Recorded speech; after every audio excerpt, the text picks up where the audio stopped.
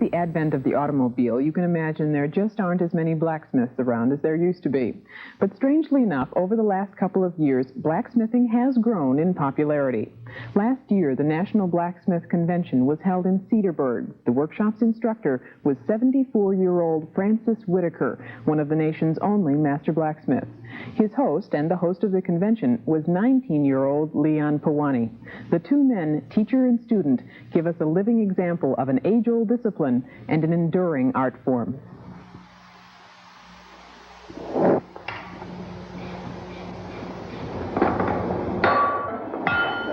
I'm a link with the past, and there's a big generation gap when blacksmithing almost died out. About maybe 40 years.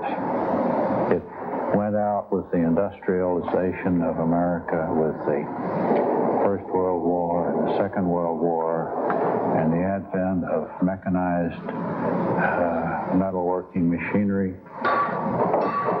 and it almost became a lost art. So I found myself 4 years ago at the Artist Blacksmith Convention in Illinois having a knowledge that I didn't know I had, and I only knew it because there were so many young people who were clamoring for the knowledge. And so I felt myself sort of dedicated to passing on the knowledge I have to the younger generation. It takes all your life to be a master blacksmith. I'm in my 58th year as a blacksmith. I started working in a very fine shop in Philadelphia when I was 16. I had a wise father who knew that I should work with my hands. And I picked a combination of hands and mind that has been very satisfying. It's a creative work that gives you a chance to express your own ideas. It's durable. And the gate that is being made here for what's hopefully the new City Hall in Cedarburg will last for many hundreds of years, maybe even longer. I make a lot of gates, door hardware, chandeliers, a lot of fireplace tools, grates, andirons, fire screens. I can't keep up with the demand. Blacksmithing is hard, disciplined work. When I take a piece of iron out of the fire, I just go deaf. And I'm concentrating just on that one thing. You don't take a piece out and lay it on the anvil and think, well, do I need this size hammer? Do I need that cutter? Do I need this punch? You have to be prepared exactly.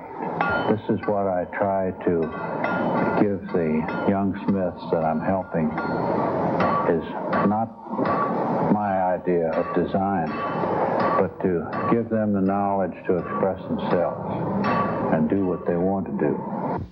I'll need my striker for the rest of this. Leon? Yeah. It really fascinated me from the time that I first saw it.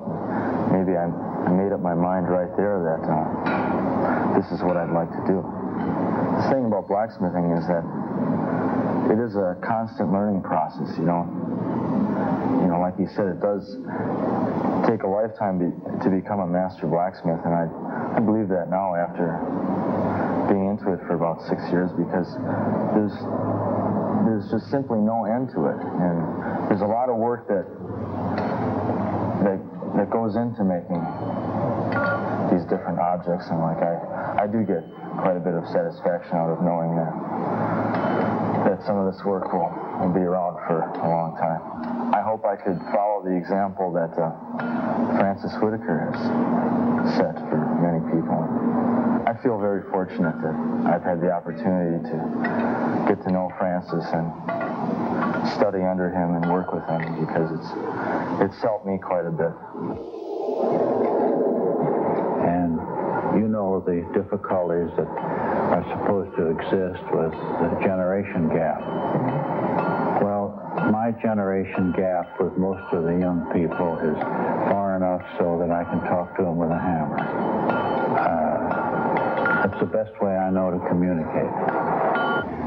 And this was the way I think things should be taught. The older people passing it on to the younger. And the younger people eager and willing to learn and willing to work.